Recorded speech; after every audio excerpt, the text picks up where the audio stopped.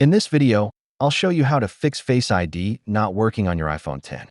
If your iPhone isn't recognizing your face or Face ID stopped working completely, try these methods one by one. Method 1.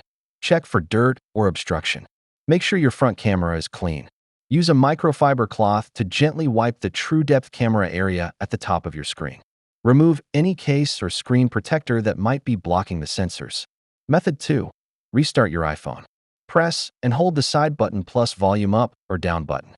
Slide to power off. Wait a few seconds, then turn it back on. This can reset temporary software glitches affecting Face ID. Method 3. Check Face ID settings. Go to Settings, Face ID, and Passcode. Make sure Face ID is set up and toggles for iPhone Unlock, iTunes, or App Store are turned on. Method 4. Reset Face ID.